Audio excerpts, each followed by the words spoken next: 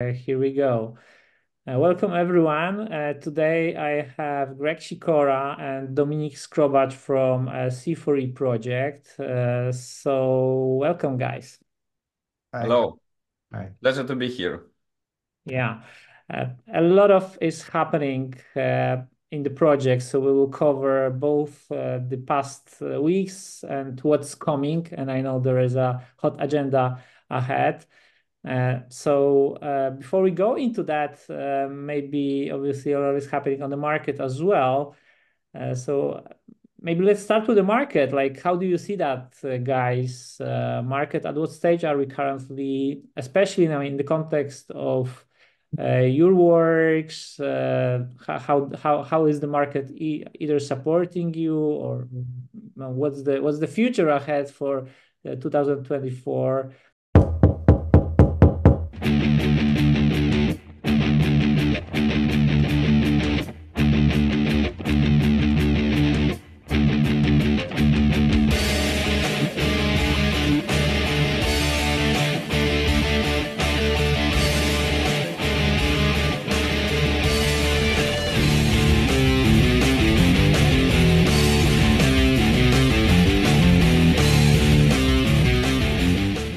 Bitcoin obviously got approved for the ETFs. That's causing a lot of like noise, and we see all the cycles. Where are we currently, and how do you see this moving forward this year? Obviously, in the context of C4E, we'll talk this later. Of course. Yeah, I think that from the perspective of the market, it's with what we see, it's a bull market. I think there is no discussion with this aspect. He mentioned about the Bitcoin ETF. This is what basically accelerate all the process. I think that everyone who has invested money in Bitcoin is happy with what happened, and basically is. I think it's also a big surprise to everyone that it goes such well. We are before the halving. Of course, everyone expects some growth related to that, but this ETF strong DAX related. I believe that we have like at least a 1.5 year very good market at front us. We see this also in the project because market is strongly supporting. We have seen a huge change in the market discussion and the project discussion. And so we see that the climate is much more better, warmer, I would say. Yeah, for sure. And obviously, you've been building like crazy for the past months and years. And I think bear market is a better time for builders in general. And we will talk what we've been up to for the time. So, I mean, how do you plan to handle maybe this kind of craziness of a bull market, all this noise? I mean, are you going to keep on building, or there are some other stuff you are right now refocusing just to leverage the cycle? So, like this is the best time I think to think about listing, right? This is something what we are talking about for a while, and this is something what is our main focus right now. We want to use this great market what we see. And also, we are still building, right? We have a lot of things at front us. We have very ambitious plans, and yeah, I hope that we have opportunity to share it today in more detail. Okay, perfect.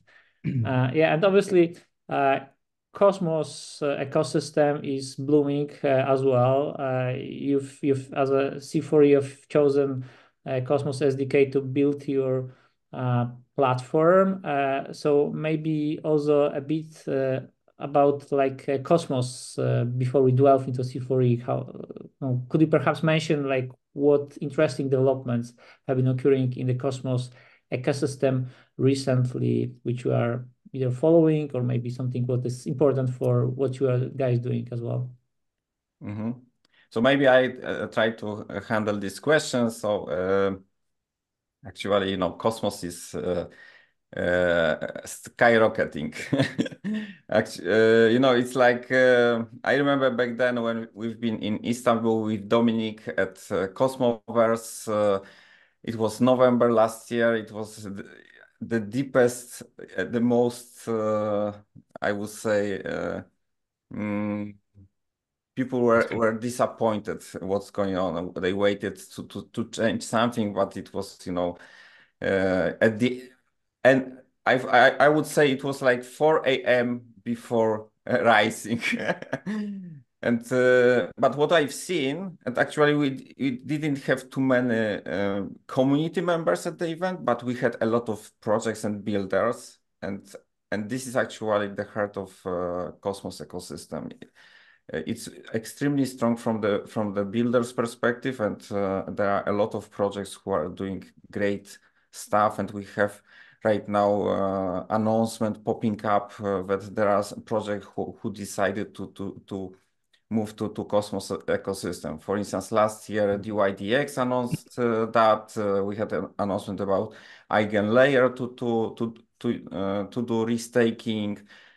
For instance, Babylon and Cosmos will be the first proof of stake blockchain with Bitcoin restaking functionality, and a lot. And this is actually, at some point we were doubting. I would say maybe it would be better to build project as a token on some layer 2. It will be easier for the community engagement, token launch, and so on.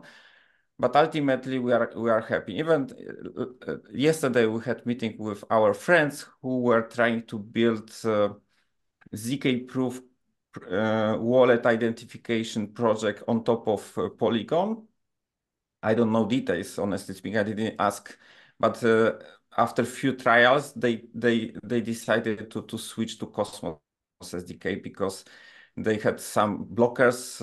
User experience was really low, and they decided to shift to Cosmos. So it seems that builders they are trying to do something somewhere else, but finally they are deciding the good stack, and Cosmos SDK and other tooling is actually what we are happy about, and as well as some projects which we are collaborating. But maybe later on I can explain what we are doing with some projects. Okay, perfect. Yeah, definitely Cosmos has some fresh air, like with Celestia and others this year already, previous year.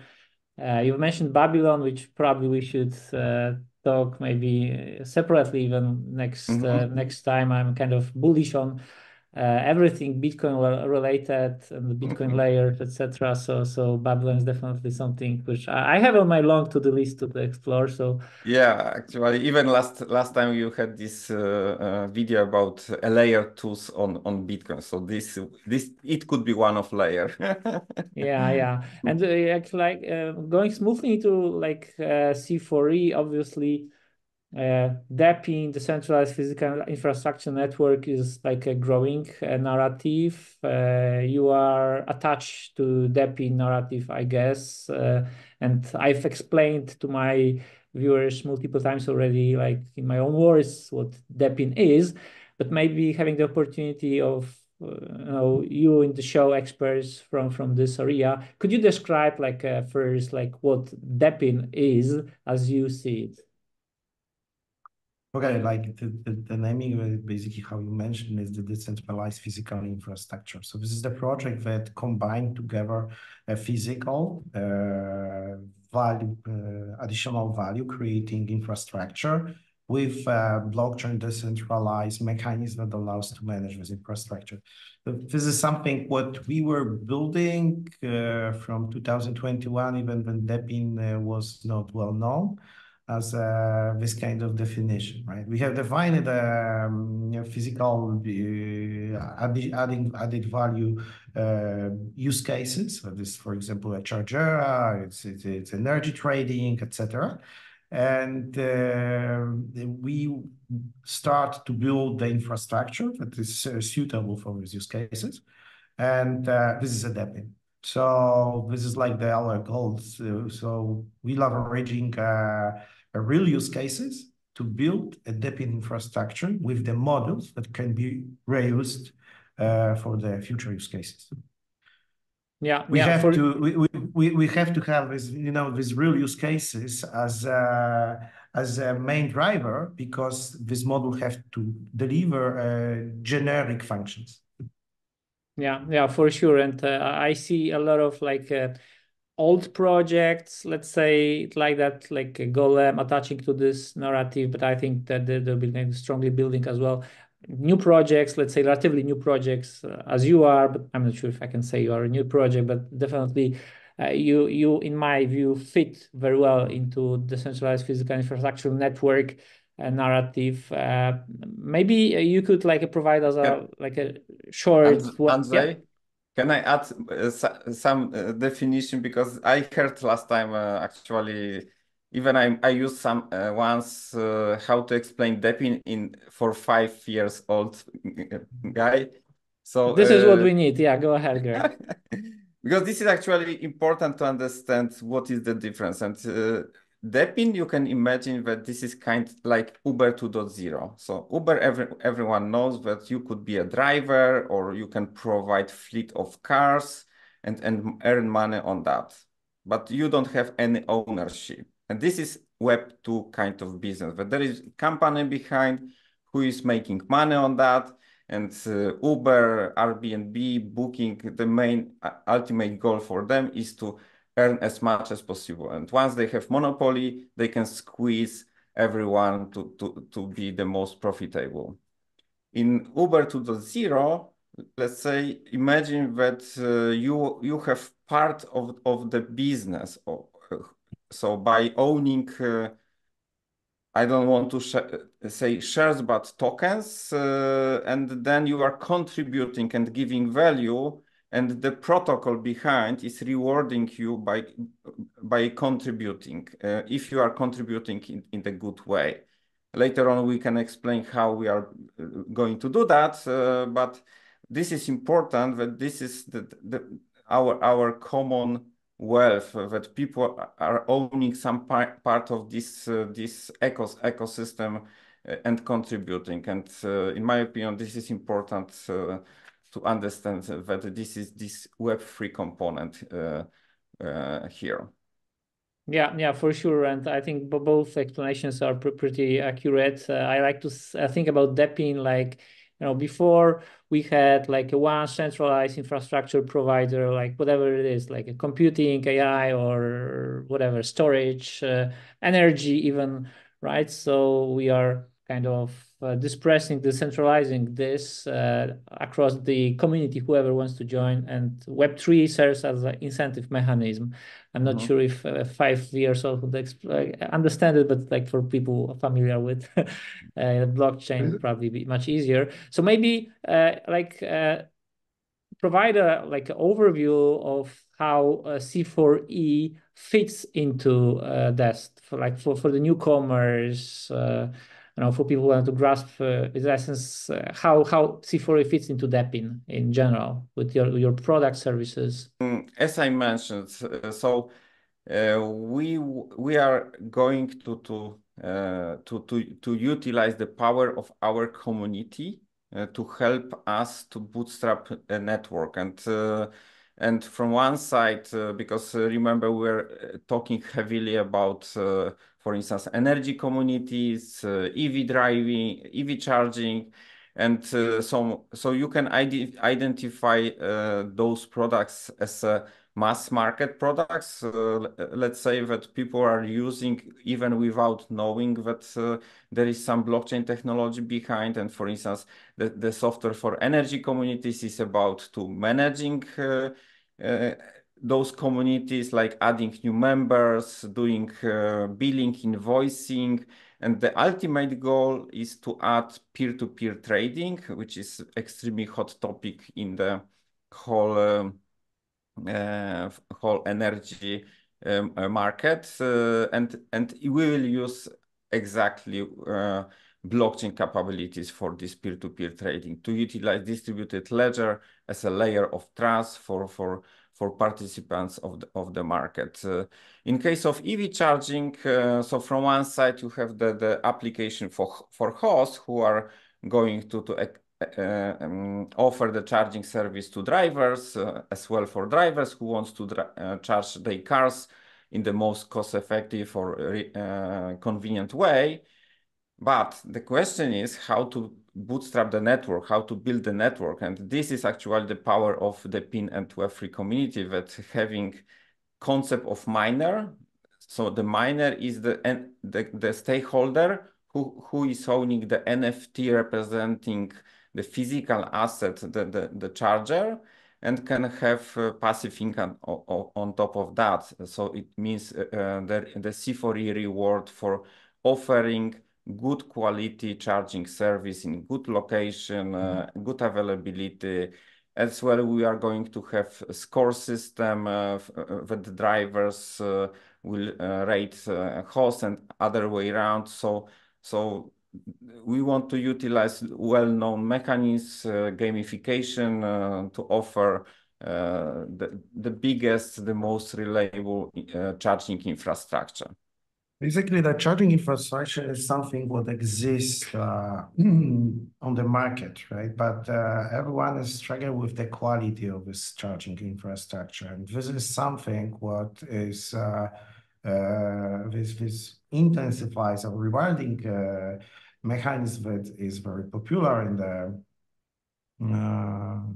the DePIN projects, gives us an opportunity to reward with good quality providers and keep healthy and reliable network as an offer for EV drivers.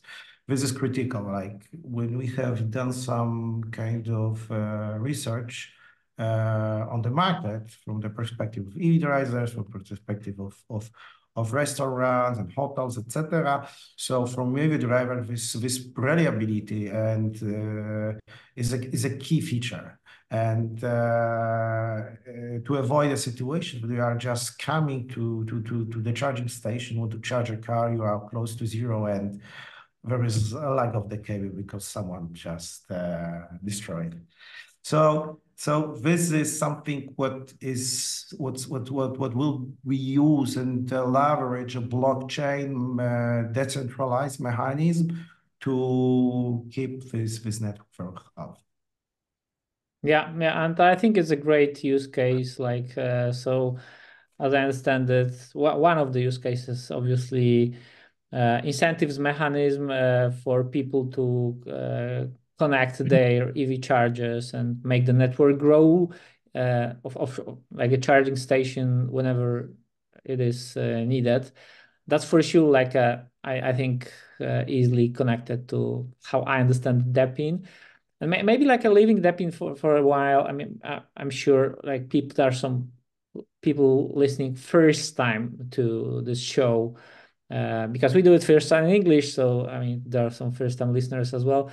Yes. Maybe also let's give like a feel of like if key functionalities of C4E as a platform. Like, I mean, I'm sure you can focus on five functionalities, five services which are available right now or we plan to be made available in the coming weeks from C4E. Like I use C4E because what's available to me other than like I can use it for finding a charging station. Yeah, so basically it's the key functionalities is, as I mentioned, like we are building a DePIN platform and this Chargera product that is giving a business value is one thing. So first of all, we have to focus on the DePIN platform. So we are building a modules that could be reusable and are used in the Chargera. They are used in case of it will be used for the peer-to-peer trading. And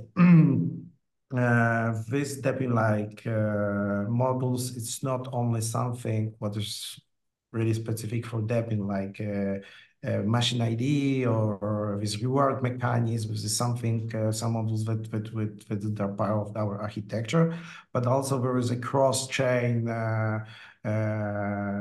functionality that could allows builders to use to leverage our DePIN platform to support various functionalities like AI-related functionalities or even Web 2 IoT integration functions, etc. This is just an example. So, and for the user, it's a charger, it's a product that like we have mentioned, like restaurants or hotel owners can basically buy a charging station that is integrated with our Web3 infrastructure and use it for the business functionalities. So hotels can offer the EV charger, and the EV drivers that are the guests of the hotel can use it for when they basically spending a night in the hotel. This is the one use case, and the other use case is, I think that the great mention is this energy communities that basically allows to minimize the cost of energy, and also we'll be able to do a peer-to-peer trading, what is basically allowed in whole Europe in energy communities. It's even in Poland from the last year. It's also to do a peer-to-peer trading out of the energy community, but it's limited still. But we are actually there is a regulation, not directive, a new regulation, because I'm always following the law aspect. This energy market is quite critical from this perspective, but there is a regulation that the European Union Parliament is working that peer-to-peer trading will be allowed in the whole Europe Union. Regulation, that means law. Directive is a recommendation, right? The regulation is something what there is no need to basically create law in any specific country, because this is basically the biggest issue right now in Europe. Every country have a little bit different energy law.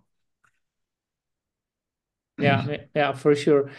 So I think that's all like a lot of, I mean, that's proof that like. If I could add something, sure. Because Dominic was jumping from topic to topic, and yeah, I think that I jumped too much.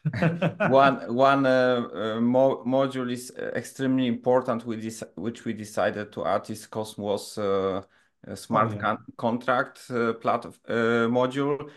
Because we realize that, of course, we are able to build many functionalities using Golang, the Cosmos SDK native language, but developers right now are more are using the smart contract WASM smart contract using Rust language. So we are going to add it in the next release. And maybe something what we didn't mention before, you know, below the blockchain, there is decentralized infrastructure. And from one hand, this is something what we are doing right now, integrating with Web 2 devices like existing chargers. But ultimately, we want to have devices which will be connected directly to the blockchain. And we are right now doing some tests of implementing C4E wallet inside smart meter, charger. So we want to go this way. Yeah, for sure, and that definitely a proof you haven't been busy actually for the past year. And Dominic already mentioned like the energy communities. Can you like count? I mean, name a few. I mean, how many communities are already using the platform? I think that was a big topic. Like we've started our cooperation some time ago. So how many communities are connected already? Currently, we were able, because there is like in communities you have multiple users. It's not something what like in one community we have even a few hundred users. So we started basically to create communities from the beginning of the year. I'm saying like deploying it on the real life. So it's currently it's 5 energy communities. And it's a little bit tricky because it's like it's emerging market. So it's something what it's more important. It's five, and hopefully in these five communities we could have like at least the 1,000 users per everyone. So at this stage we rather focus on bringing the maximum amount of the energy communities, even if they are small. But this is a city, for example, and they are starting from small number of users as the beginning. But the plans are very ambitious from their perspective, and this seems to be a very good movement, especially that from the energy market perspective, this is the only way to transform the current energy infrastructure. Yeah, for sure. And yeah, you're in like a very niche area. You are kind of pioneering with this energy community. So I think like having 4 energy communities or soon 5, I mean, those are probably like all the communities in Poland, I guess, or maybe most of them, right? Yeah. Like I think that we are we are the most popular software in Poland right now. I don't think that we have any kind of competition. Yeah, excellent. So I mean, is this particular module using also the on-chain components, or this is like a Web 2 part of the app? Because you are both, I guess, still. So yeah, we are both. Like on-chain components will be that we plan to add. And energy tracking. And energy tracking, yes. Okay. Because you have to differentiate what is important from user perspective, and doing like user onboarding management, adding complex Web3 wallet doesn't make sense. So those people who don't want to go into Web3, so we are leaving as it is. But once they want to do peer-to-peer trading, this is something what we have to handle somehow. Okay, cool. And maybe one more follow-up question to what you, Greg, said before. This smart contract part, wasm component. I understand that currently you as a C4E DePIN platform, you're building your own products or services on top of this. And actually, I have 2 questions related to that. At what stage, if at all, you're planning to open this for like a broader developers community to build their own products, if that will be made possible for everyone at some stage, if that's the plan? That's one question. The other is like, as a DePIN, I mean, platforms like Bitensho will focus on AI, right? Filecoin will focus on computation or storage. So are you going to focus as well? Like if that's open, or even not open the platform, then I mean, is it going to be energy platform, or like what's the intention moving forward in the context of the DePIN narrative? So regarding the way how we wanted to structure the smart contract layer is so as you know, we have the governance very active in our chain, and so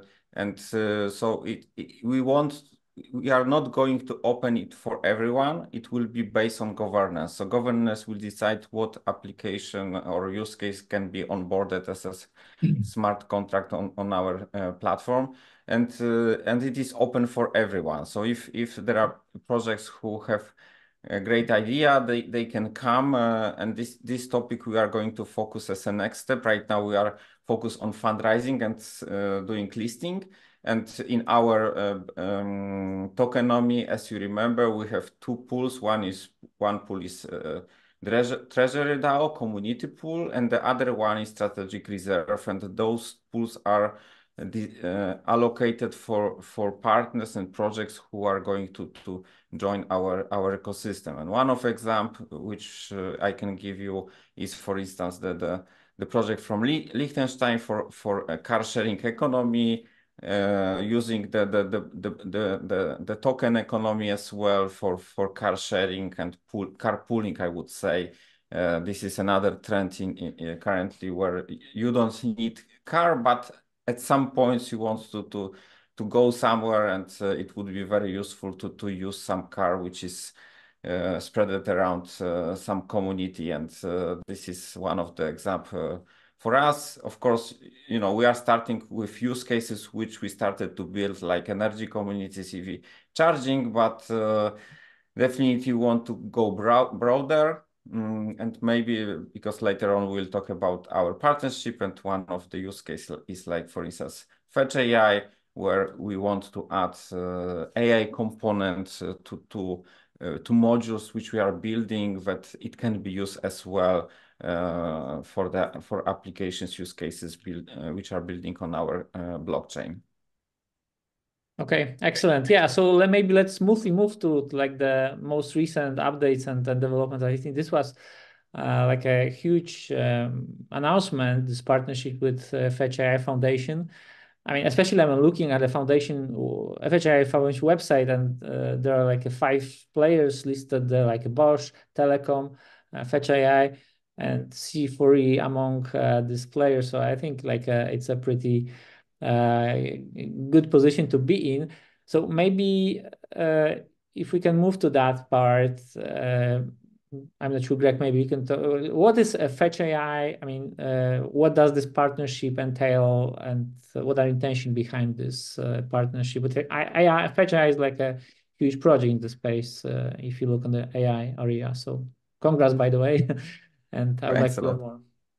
So maybe I start and Dominic will continue, because actually Dominic was in Berlin and can tell more about this collaboration. But I just want to mention that we've met with Fetch AI almost 1 year ago, and they have amazing business development, Maria from Slovakia. And honestly, sometimes we are talking in Polish because she understands perfectly Polish, and so we were building this partnership for very long time, and so maybe Dominic, you can take over and tell what you are doing in Berlin, and what we are going to do with them. Okay. So basically, I had the privilege to be in Berlin. I was invited into Bosch conference. Bosch Connect BCW, it was called Bosch Connect the World. And I think. Bosch Connected World. Bosch Connected World, yeah. And because Bosch is also part of this Fetch AI Foundation, I had a very interesting meeting with Fetch AI and with the Bosch people. That I hope we have more news in the future regarding other partnership, but this is in progress. Stay tuned till the end of this episode. There will be an alpha at the end. Yeah. So the Fetch AI, we are working on the use case, and basically we see we have this concept of the agents, right? But Dominic, don't tell too much. Okay. But this that's is highlights. That's highlight. Okay, so this is the example of the cooperation that we are not only focused. We have multiple partnerships. Fetch AI is not only one. We have a partnership with Sorchain, with Yelmos, with Omniflix, and we have also other partnership in the queue before saying doing this marketing publication. But Fetch AI, Sorchain also is an example of the partnership that we want to build their functionalities in our platform, in the models that will be available for every builder that's gonna use and want to use our DePIN platform for building his use cases.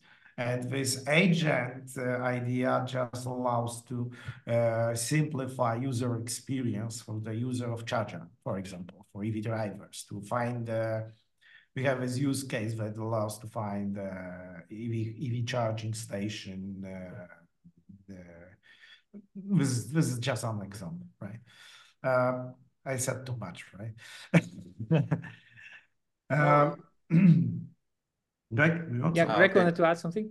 I just wanted to mention that, you know, because Fetch AI, Bosch, this is everything about collaboration from the perspective how the charger can connect, interact with car in the most effective way to have, let's say, Tesla experience. And this is something what we are thinking, because usually where people are thinking about Web3 products, they are from non-users, I would say, for geeks who has to know a lot about technology.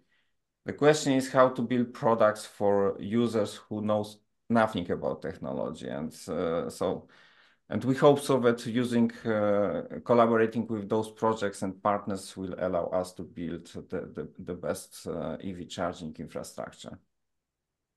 Yeah, hopefully. Good luck. And yeah, especially important for DePIN space, I guess, for everything was being built to be super user friendly. So I just make the technology part as much kind of distance or transparent as possible. So I think it's great to have this. Looking forward, I mean, once you'll be able to reveal more details on this and other partnerships, I'll be happy to come back to this discussion.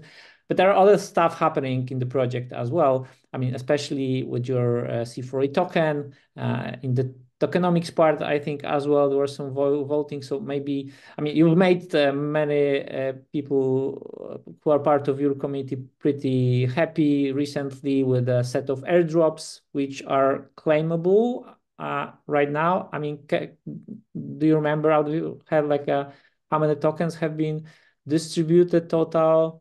Part of the airdrops, how many have been claimed already, and maybe if people who missed that can still count on some other airdrops coming in the next days or months, weeks. Yeah, so you mentioned about two important changes. So one maybe not change, but something what we promised and we delivered the airdrop distribution, and we decided to make our airdrop available before listing for community who wants to be part of our ecosystem and take as well the part in the decision-making process by governance, and this is important for people to actively participate, because active participation can be rewarded at some point somehow. It's like some kind of alpha, let's say. But coming back to the airdrop, so it was allocated half of our pool, 10 million tokens for those airdrops. Not whole pool was claimed. We are not able to calculate right now because still there is some part to be claimed, and we are going to add mechanisms to claim the rest of tokens, because there were one mission which wasn't active, and we are going to make it active quite soon. So don't worry, it will be available. And then we'll know how many tokens we have for another big, I believe, final airdrop around, I don't know, lunchtime, I don't know. We'll see. Not promising. So this is one topic. The other topic is decrease of token amount. We decided to burn huge amount of tokens. There are two reasons for that. One reason is related to improving the token economy, because our token economy was built quite a long time ago, and right now we have tokenomics which are a bit different versus the previous our tokenomics. That's why we decided to decrease the fully diluted valuation by burning the 1/4 of our token, 100 million of C4E tokens. The other topic is that at the same time we improved parameters for vesting and lockup for private seed round, public round to be more attractive.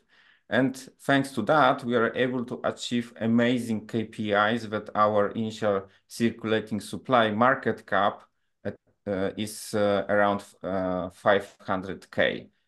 So this is very, very attractive from the perspective of investment opportunity. So we are right now fundraising, and I see a lot of interest in this field, and so definitely this tokenomics works much better than previous one.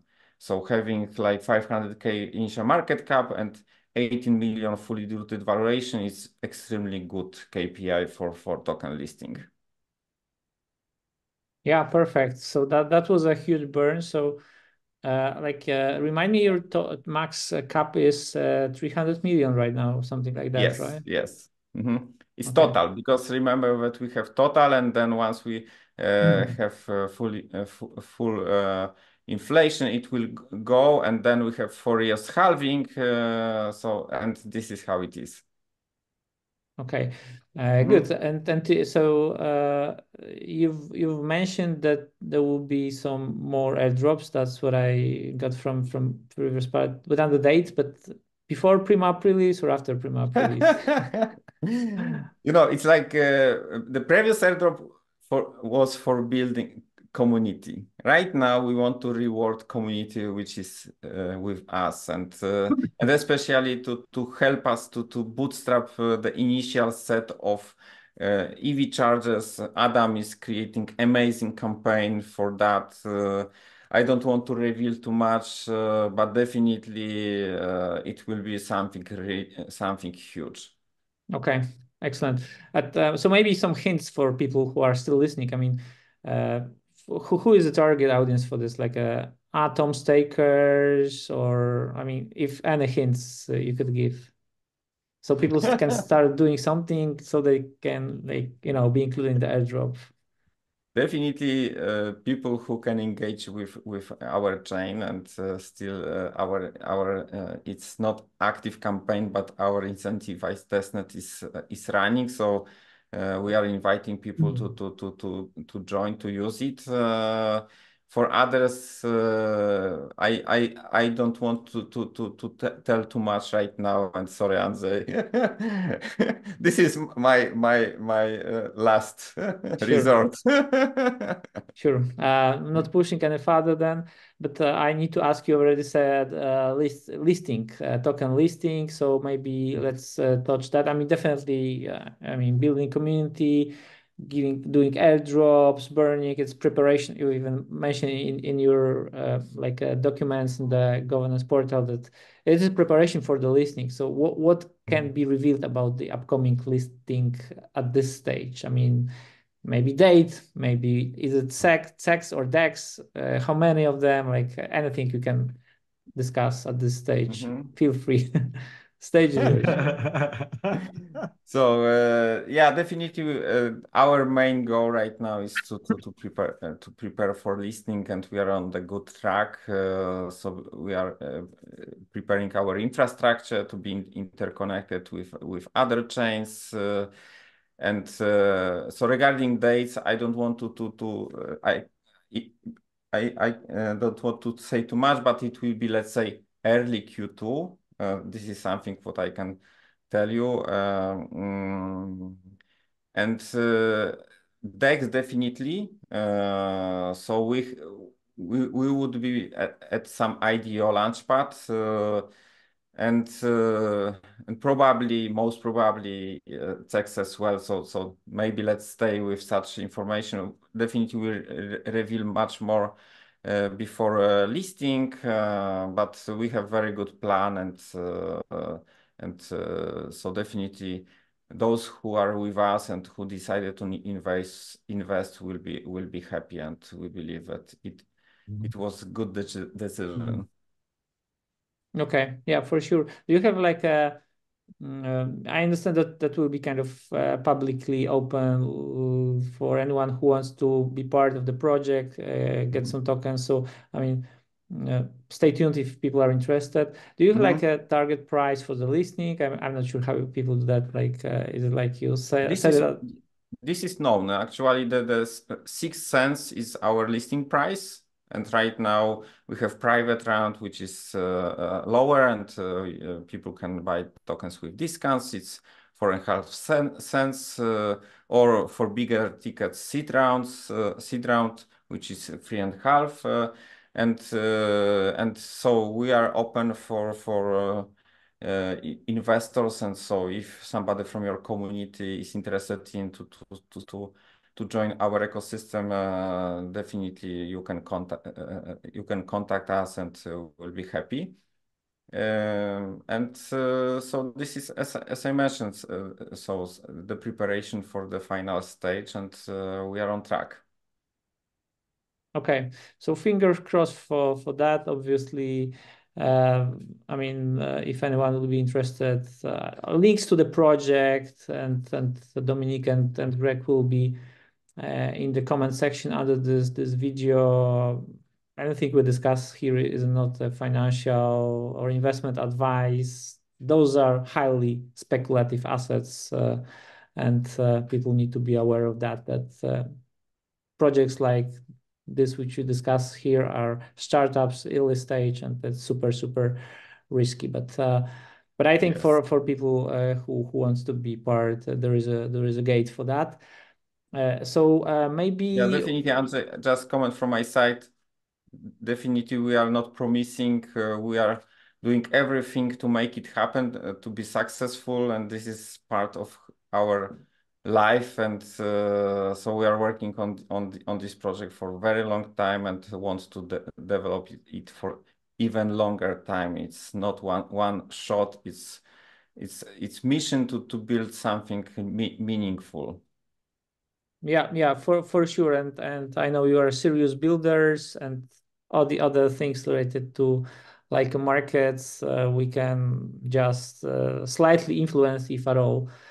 But I would like to close with one question. Just recall, I've been recording a video about narrative in DePIN, and for me, it is important that the projects in the DePIN space, they have a healthy revenue generation model, so that you are actually creating revenue from the real services. I think that will be something what will distinguish good projects from like fake projects, etc.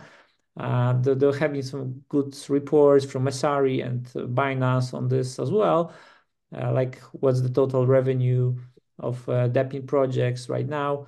I think in somewhere in your documents, I've seen like for the past year, correct me if I'm wrong, 90K USD, plans for this year, $500,000 USD in terms of revenue planned. I mean, is it on, two questions. Is it on track like for this year? Is like still hoping to hit this number? And the second question is those kind of revenue things, are they traceable on chain somehow, or are we going to make it traceable on chain at some stage? Mm-hmm. So, Dominic or I? Okay, maybe let me go. So, as you mentioned, this is the revenue which we are sharing, and this revenue is not on chain yet, frankly speaking. So, this is something what we were able to make last year, and regarding this year prediction, we are on track, and this is something what we can share. That this is fine. Regarding on-chain revenue, and this is actually our ultimate goal, but our tokenomics is built in a way that people who are paying for products, they are used, and there is blockchain behind let's say DePIN platform. We call it blockchain services. So every use case application is using blockchain services behind, and so they have to pay for that. And this payment goes to the C4E distributor, we call it, this module. This is based on smart contract functionality, which distribute revenue to add liquidity to DEX, to miners, to stakers, to treasury, and as well burn fraction of the token. And people who receive tokens, then they can go and use product and pay with C4E on the other end. So, and this is the positive feedback. It is even called DePIN flywheel, where you know, you have this positive wheel where people are paying and using service, and this is the economy. What is important to mention that we are not relying purely on token. Token is a very important part of our economy, but majority of products which we are building and our partners will build in the future, they have as well a revenue stream in fiat. So this is positive revenue stream which is going to the ecosystem right now, like in ETFs. People are excited that ETFs are buying Bitcoin, and this is the inflow of dollars to the whole ecosystem, and we want to have the same approach in our blockchain. Okay, perfect. Yeah, and I guess that at some stage it will become more and more important to track it on chain, because I guess that, I mean, there will be dashboard with DePIN projects. There will be a column probably, or maybe there is already by some platform providers when you can sort by the revenue of a project. So I mean, people will see like the big numbers first, right? So if we can prove anything like whatever is a revenue generated by projects X, Y, and Z, I think those will be projects that are attracting attention. And obviously that's one factor, kind of just a kind of PR or marketing point of view. The other is obviously no matter if you are on chain or off chain, good revenue helps you survive through the bear market, which will come. Yeah, you're right. It's like I'm just mentioning you to have full transparency, and we are talking with different DePIN hubs, scanners to be listed there, and we are already listed at part of them, and